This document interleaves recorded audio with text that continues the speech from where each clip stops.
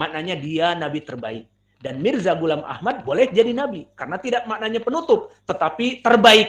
Dan Mirza Ghulam Ahmad dari nabi meskipun tak sebaik Nabi Muhammad. Paham ya?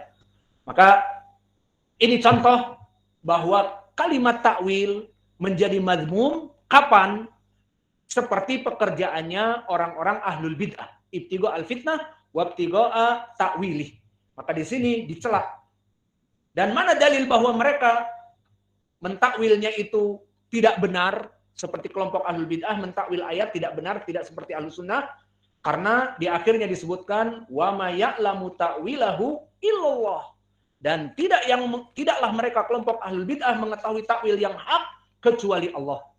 Kalau ahlus sunnah akan mentakwilkan Al-Quran dan sunnah sesuai dengan pemahaman as-salafus saleh, ayat ditafsirkan dengan ayat, Al-Quran disesuaikan dengan Al-Quran, hadis disesuaikan dengan hadis, Al-Quran ditafsir dengan hadis, dan sebagainya. Adapun mereka tidak. Mereka mengambil, mencari ayat-ayat yang mutasyabih diambil. Dan ayat-ayat yang tidak diinginkan dibuang. Maka takwil yang madmum mereka di sini masuk.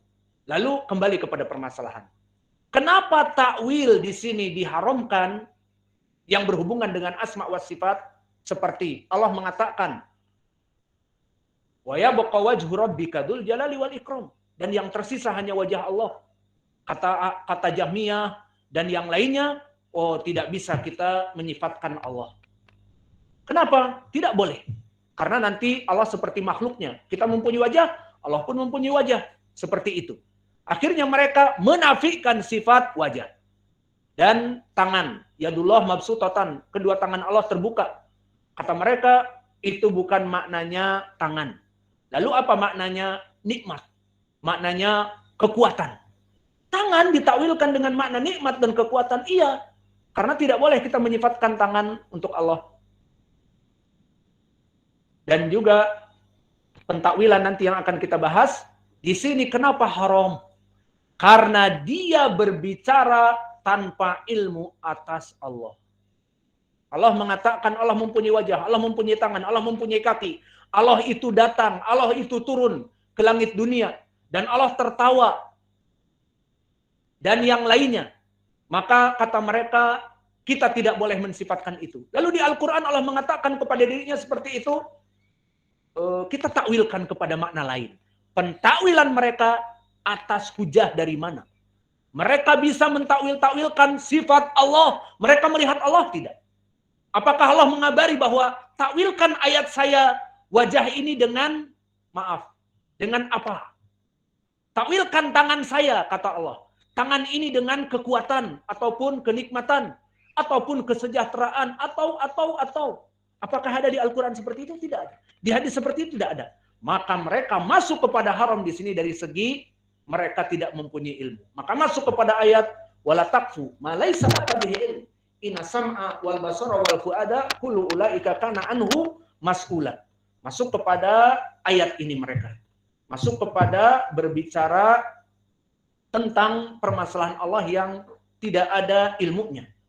Dan bahkan disebutkan dilarang oleh Allah wa antusriku billah malam yunazzil bihi sultana wa antaqulu 'alallah ma la ta'lamun. Digandengkan oleh Allah kesyirikan kepada Allah dengan berbicara atas Allah tanpa ilmu. Maka kelompok Jahmiyah dan yang lainnya berbicara kepada Allah tanpa ilmu. Dan juga yang paling dekat kepada kita dan yang paling banyak kelompok Al-Asy'ariyah di zaman sekarang di Indonesia ini dan di Indonesia saja yang saya tahu, di Yaman dan sebagainya, alhamdulillah tidak dikenal. Maka mereka mensifatkan untuk Allah yang seperti wujud, qidam, baqa, mukhalafatul hawadithi dan sebagainya yang dulu kita dendangkan, itu saja. Sifat yang wajib, yang 13. Dan yang lainnya tidak menyifatkan. Ini pun berbicara kepada Allah tanpa ilmu. Dan juga di dalam ayat-ayat yang lain Allah berfirman, walillahil asmaul husna fad'uhu biha.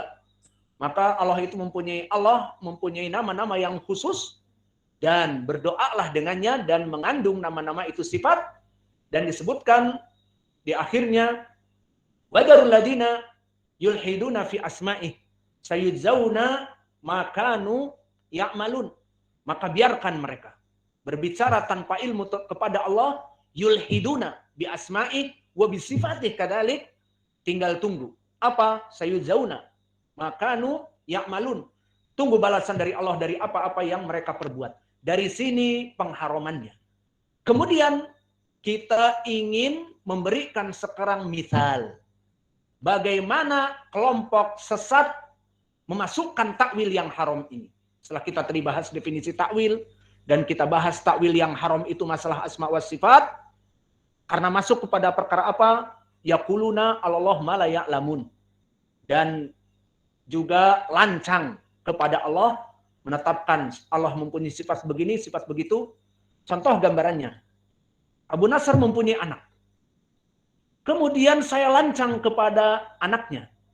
Kita sifatkan si Nasr begini dan begitu. Kita sifatkan, kita ganti namanya, dinamai Nasr, kita bilang demikian dan demikian. Maka saya lancang apa tidak? Si Nasr anak saya. Kok Ustadz bilang si Fulan? Diganti namanya. Padahal namanya Nasr. Diganti jadi apa gitu. Gak usah kita contohkan. Terus disifatkan, dia orang yang baik. Kita bilang dia bandit, jahat, di pondok ini dan sebagainya. Maka saya lancang apa tidak? Itu kepada manusia, sesama manusia. Paham? Maka bagaimana kepada Allah yang menciptakan kita, yang mengatur kita. Dan dari perkara si Nasr ini kita berbicara dari apa yang sebaliknya dia ada di depan kita. Bisa kita melihat. Namun untuk Allah Jalla wa'ala dari mana ilmunya? Sampai menetapkan, jangan menetapkan sifat ini, dan kita hanya menetapkan sifat 13 kata Al-Asy'ariyah dan menafikan sifat-sifat yang lain, maka di sini mereka lancang kepada Allah. Maka kita tutup pelajaran kita dengan contoh-contoh kelompok Al-Mubtadi'ah dalam menggunakan takwil agar kita paham. Maka yang pertama dari yang masyhur dilakukan oleh kelompok Ahlul Bid'ah dari permasalahan takwil, dan tentunya kelompok Ahlul Bid'ah ini siapa? Al-Jahmiyah, Al-Mu'tazilah, dan Al-Asy'ariyah juga yang menafikan sebagian sifat dan juga menetapkan sebagian sifat. Maka mereka mentakwilkan ucapan Allah Ar-Rahman 'alal arsy istawa. Bahwa Ar-Rahman, Allah itu 'alal arsy, di atas arsy-nya istawa. Sekarang kita kembali kepada definisi takwil tadi. Apa definisi takwil di tafsir yang pertama? Memalingkan makna yang ma'ruf, yang jelas, yang dohir, dari segi lughah dan sebagainya, kepada perkara yang bukan jelas dan tidak dohir. Kembali kepada ayat ini. Ar-Rahman 'alal arsy istawa. Dari segi i'rab. Dari segi apa saja. Ar-Rahmanu mubtada, 'alal arsy. Ala apa makna ala? Telah kita pelajari di matan Al-Ajrumiyah. Dari ma'ani harfi jar. Wa hurufil jar min wa ila wa an wa ala. Nah, ala apa makna ala? Al-isti'la. Maknanya dari segi lughah Arabiyah makna ala adalah isti'la, di atas dari sesuatu yang disebutkan. Apa yang disebutkan di sini? Al-arsy, singgasana. Berarti Allah berada posisinya di atas singgasananya. Itu maknanya yang pertama. Kedua, dalam keadaan bagaimana? Istawa. Dalam keadaan bersemayam. Maka definisi ahli sunnah tentang permasalahan Allah posisinya di mana dan bagaimana keadaannya, Ar-Rahman 'alal arsy istawa. Allah bersemayam di atas singgasananya. Ini dinafikan oleh kelompok Ahlul Bid'ah seperti Al-Jahmiyah, Al-Mu'tazilah, dan sebagian dari Asy'ariyah, bahkan dari dai kondang yang sekarang pun tidak ridho dengan ayat ini, Ar-Rahman 'alal arsy istawa. Allah tidak menempati ruangan, Allah tidak di atas, Allah tidak di bawah, Allah tidak di kanan, Allah tidak di kiri. Ternyata di foto-fotonya dia dan video-videonya dia di saat berdoa sambil mau menangis ke atas langit. Tangannya ditengadahkan ke atas langit. Ya Rob, kamu berdoa mengangkat kedua tangan ke atas langit. Katanya Allah tidak di mana-mana. Kenapa tidak? Ya Allah. Atau ya Allah ke kanan, ke kiri, kemana. Atau jangan berdoa dengan mengangkat kedua tangan. Karena mengisyaratkan Allah ada di mana. Maka contradiction. Maka paradoksisme bagi mereka. Berbenturan antara perbuatannya, dengan pemikirannya. Kenapa? Karena pemikiran mereka terjauh dari sunnah. Coba kalau mereka mengimani ayat ini sesuai pemahaman ahli sunnah, dia akan berdoa mengangkat kedua tangan dengan benar. Maka mereka jika dilihat banyak mereka yang mengatakan Allah itu tidak boleh di atas langit, Allah di mana-mana, dan Allah tidak menempati ruang, tidak boleh menjasemkan Allah.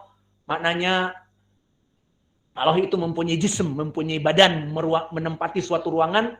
Akhirnya mereka berdoa, akhirnya mengangkat kedua tangan agar dikabulkan karena Allah di atas. Maka ini kontradiksi yang ada pada mereka. Kembali kepada permasalahan Ar-Rahman 'alal 'arsy istawa. Maka faidah dari segi lughah Arabiyah, ala bimakna isti'la bimakna di atas. Ini yang pertama. Dan yang kedua, makna istawa di lughah al-Arabiyah ma'ruf. Apa maknanya? Bersemayam. Al-Quran diturunkan dengan bahasa Arab. Ini juga kaidah yang keluar dari mereka. Allah berfirman di awal surat Yusuf apa? Inna anzalnahu Qur'anan Arabian. Apa i'rab Arabian? Hal. Bahwa Al-Quran itu diturunkan dalam keadaan Arabian, diambil dari bahasa Arab, dimaknai oleh makna Arab.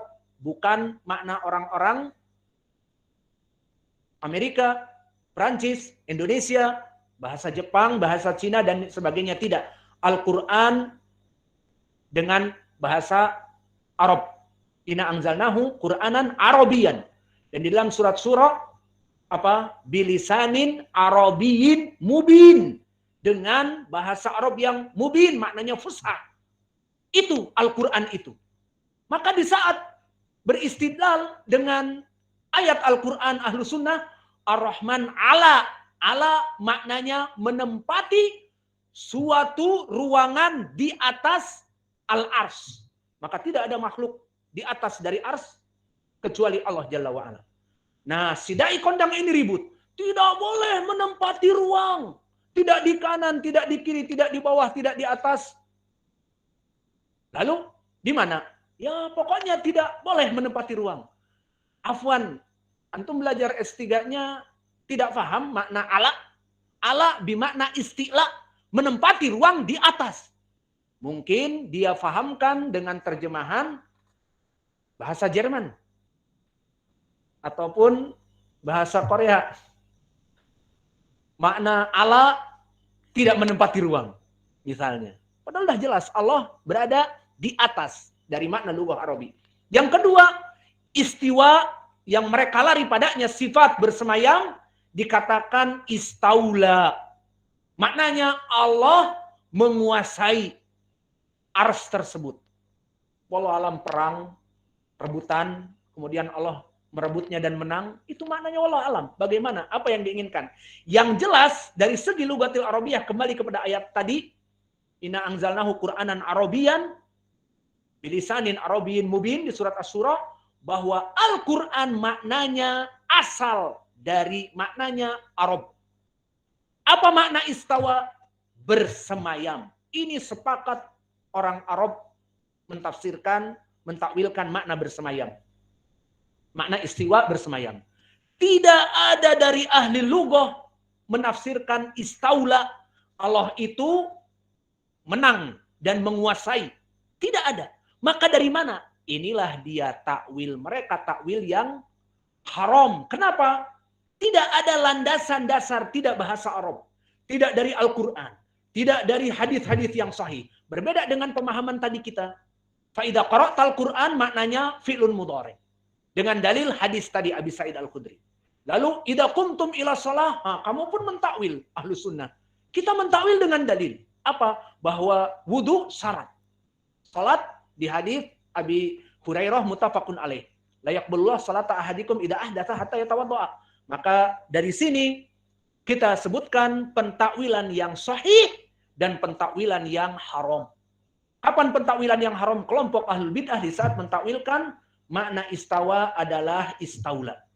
Maka oleh sebab itu permasalahan istawa telah dibantah oleh para ulama, di antaranya oleh Imam Ibnul Qayyim di dalam kitabnya Rad alal Jahmiyah yang diantaranya Sawa'iqul Mursalah dan yang lainnya. Maka makna istawa adalah di sini bersemayam dan disebutkan hadihi ma'ani al-istiwa al-ma'kulah fi kalamihim. Inilah makna-makna dari istiwa di lugatil Arabiyah.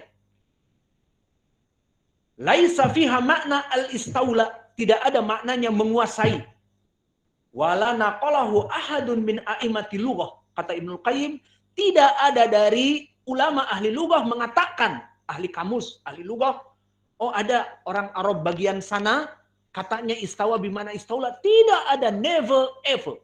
Tidak ada dari kamus bahasa Arab makna istawa istaula. Kata Imam Ibnu Qayyim, dia ahli lughah juga. Alladzina ya'tamidu qaulahum wa inna maqalahu mutaakhiru an-nuhah miman salaka tariq al-mu'tazilah wal jahmiyah. Kecuali mereka orang-orang yang menafsirkan ini dari kelompok al-jahmiyah dan kelompok al-mu'tazilah, mereka mengarang-arang dan mereka mengatakan makna istawa istaula. Maka makna istawa dari segi lugatil Arabiyah tidak ada dari makna istaula, dari Arab Badui dan sebagainya. Kecuali mereka orang-orang Mu'tazilah dan orang-orang Al-Jahmiyah. Ini contoh yang pertama. Dan contoh yang kedua, dan kita tutup pelajaran dengan contoh ini, adalah al-yad bimakna nikmah wal qudrah. Bahwa tangan itu maknanya nikmah. Mana pendalilan mereka? Kami nukilkan dari ucapan mereka. Siapa?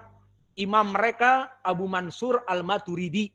Al-Maturidi nisbat kepada kelompok Al-Maturidiyah, yang mana dia kelompok Al-Asy'ariyah di zaman sekarang.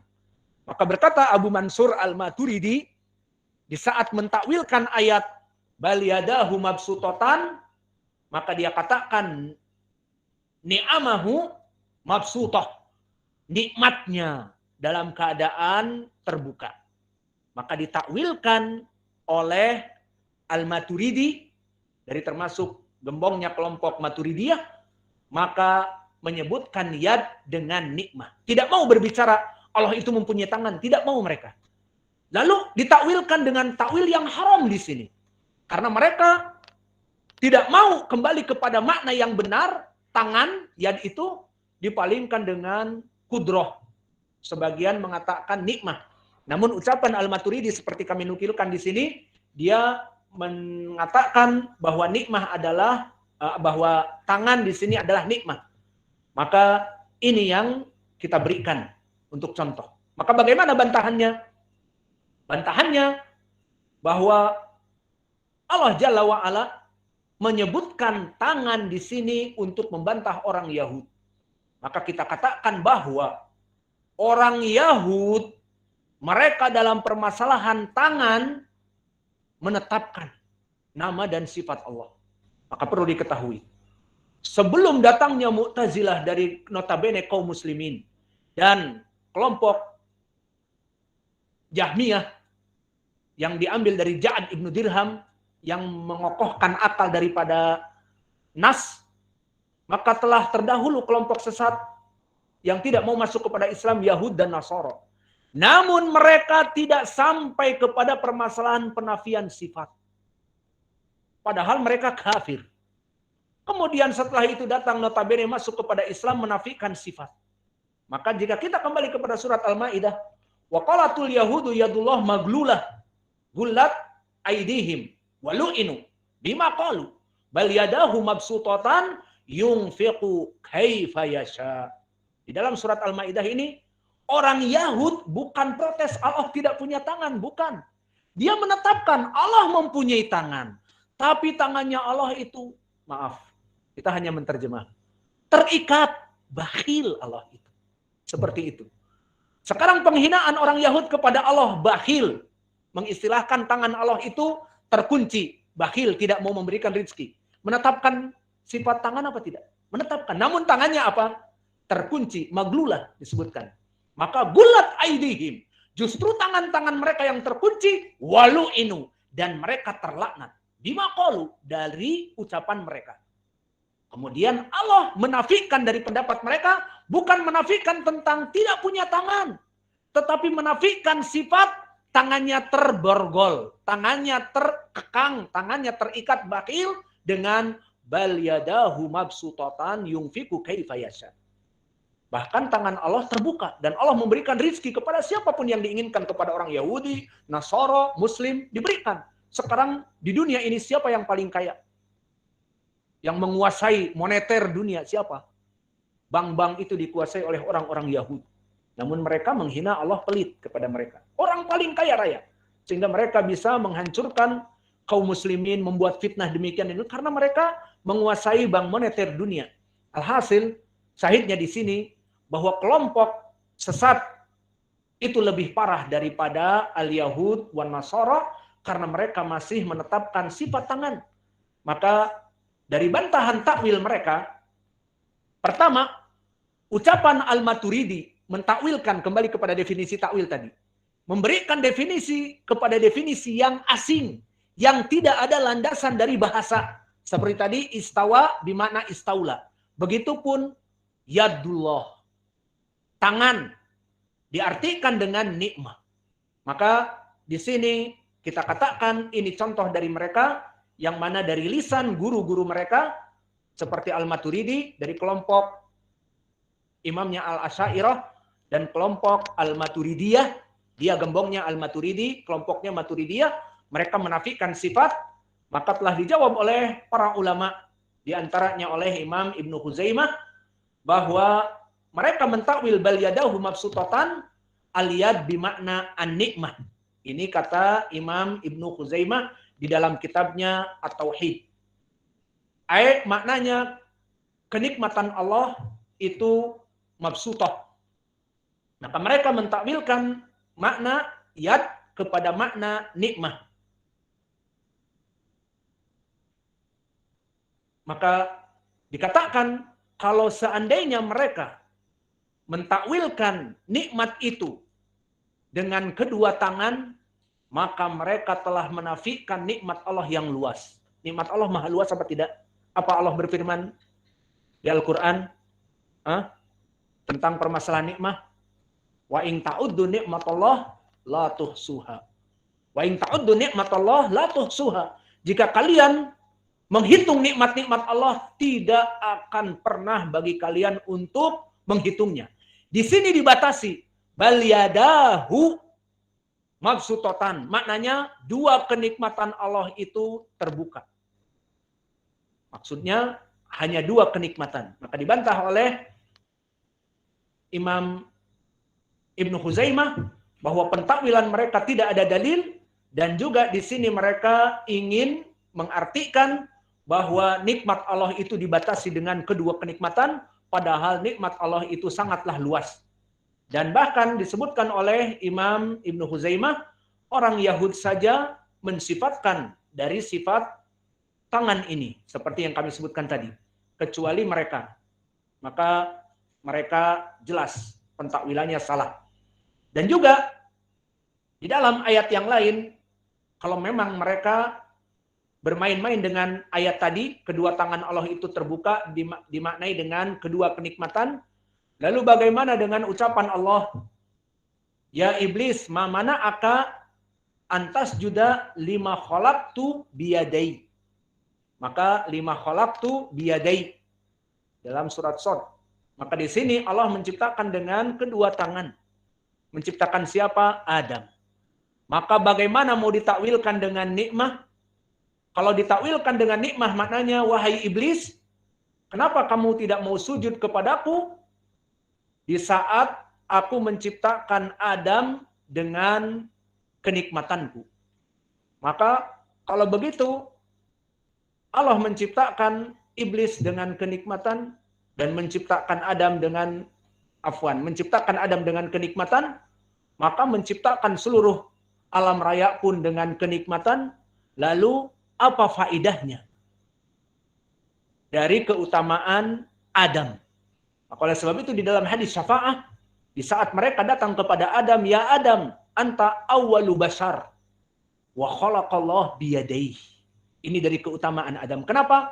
Allah menciptakan dari kedua tangannya dan yang lain tidak. Seperti kita lahir, apakah dari tangan Allah? Tidak, tetapi dari hasil pertemuan sperma dan ovum dan jadilah seperti yang diinginkan. Maka ini bantahan kepada mereka kelompok Al-Maturidiyah dan disebutkan di sini dengan musanna juga biyadaya dengan kedua tanganku, maka berarti nikmat Allah itu hanya dua. Padahal nikmat Allah banyak. Itu juga bantahan kepada mereka. Khalaqtu biyadaya dan juga bal yadahu, dua nikmat dari Allah, maka mereka membatasi nikmat. Dan juga bantahan kepada mereka di ayat yang ketiga. Kami sebutkan tadi 3 ayat. Ayat yang pertama, bal yadahu mabsutatan, mereka menjadikan bahwa nikmat itu hanya 2. Dan kemudian ucapan Allah tadi, lima khalaqtu biyadaya, ini juga bantahan kepada Maturidiyah, justru keagungan Adam dikarenakan Allah menciptakan kedua tangannya. Sekarang dia ingin mentafsirkan Adam seakan-akan tidak mempunyai kelebihan. Karena apa? Karena Allah menciptakan dari nikmatnya. Kalau begitu sama, Allah menciptakan binatang dari nikmatnya dan yang lainnya. Maka ingin menafikan perkara itu. Ini bantahan yang kedua. Dan juga bantahan yang ketiga disebutkan sifat kanan dari tangan Allah. Di Al-Quran dan di Sunnah juga banyak disebutkan di dalam Al-Quran, wassamawatu matwiyatun biyaminihi. Maka jelas di sini disebutkan bahwa as-sama matwiyatun, langit itu digulung dengan tangan kanan Allah. Sekarang bantahan kepada Al-Maturidiyah, kamu tadi mengatakan tangan itu tidak boleh ya? Iya, harus maknanya nikmat. Afwan. Nikmat itu ada bagian kanan dan kiri apa tidak? Nah, mulai dia kena. Nikmat, oh tidak ada nikmat mutlak. Tidak ada kanan, tidak ada kiri. Begitu? Iya. Lalu bagaimana dengan ucapan Allah bahwa langit itu matwiyatun biyamini? Bahwa langit itu digulung oleh Allah dengan tangan kanannya. Kalau kamu takwilkan di sini biyaminih adalah dengan nikmatnya, maka bagaimana nikmat terbagi menjadi 2 bagaikan anggota badan, nikmat kanan, nikmat kiri. Tangan kanan, tangan kiri. Akhirnya terbantahlah dari ucapan mereka. Maka ini contoh dari ucapan yang diinginkan oleh Syekh wala takwil, ini dia. Maka kesimpulannya kelompok Ahlul Bid'ah mentakwilkan dari sifat Allah diantaranya istawa bermakna apa? Istaula tanpa ada dalil dan hujah. Seperti kata Imam Ibnul Qayyim, ijma' ahlul lughah, makna istawa adalah bersemayam. Tidak ada makna istaula, Allah itu menguasai, yang tadinya tidak menguasai, sekarang menguasai. Tidak ada makna seperti itu. Yang kedua, makna yad, mereka mengatakan nikmah. Maka bantahannya tadi, kalau maknanya nikmah berarti nikmah itu terbagi menjadi 2. Ini bantahan bagi mereka. Nikmah terbagi menjadi 2 apa tidak? Atau 3, atau 4, atau 5. Kita katakan nikmah dia satu kesatuan. Namun dia banyak. Maka mereka membatasinya baliyadahu. Kenikmatan yang 2 saja. Padahal nikmat lebih banyak. Dan bantahan yang kedua, keutamaan Adam, lima khalaqtu biyadaya, maka keutamaan Adam diciptakan oleh Allah dari kedua tangannya yang tanpa makhluk lainnya menyepertikannya. Kata dia, makna di sini ayat mengilzamkan karena dia mentafsirkan satu ayat. Inilah pekerjaan Ahlul Bid'ah, mengambil satu ayat. Ternyata dia akan terpleset di ayat-ayat yang lain. Paham? Seperti wa kalamallahu Musa taklima, ditahrif. Tapi di saat datang ayat yang lain, wa kalamahu rabbuhu. Gimana mau mentakwilnya? Gimana mau mentahrifnya? Tidak bisa. Begitupun di sini. Bal yadahu mabsutatan, dia artikan 2 kenikmatan. Maka bagaimana dengan lima khalaqtu biyadaya, dengan kedua tangan Allah menciptakan Adam, berarti Allah menciptakan Adam dengan 2 kenikmatan, berarti tidak ada keutamaan Adam kalau itu. Maka hadis syafaah apa faidahnya? Datang meminta kepada Nabi Adam bahwa kelebihan Nabi Adam diciptakan oleh Allah dengan kedua tangannya. Dan begitupun di sini. di surat Az-Zumar, bahwa Allah menggulung langit itu matwiyatun biyaminih, dengan tangan kanannya. Maka kalau ditafsirkan tangan itu maknanya nikmat, berarti dengan nikmat bagian kanan. Memang nikmat ada bagian-bagian? Tidak ada. Mungkin ini yang bisa kita berikan dari kesimpulan takwil itu haram. Wa naktafi ila huna wa jazakumullahu khairan wa barakallahu fi ilmikum. Subhanakallahumma wa bihamdika asyhadu an la ilaha illa anta astaghfiruka wa atubu ilaik.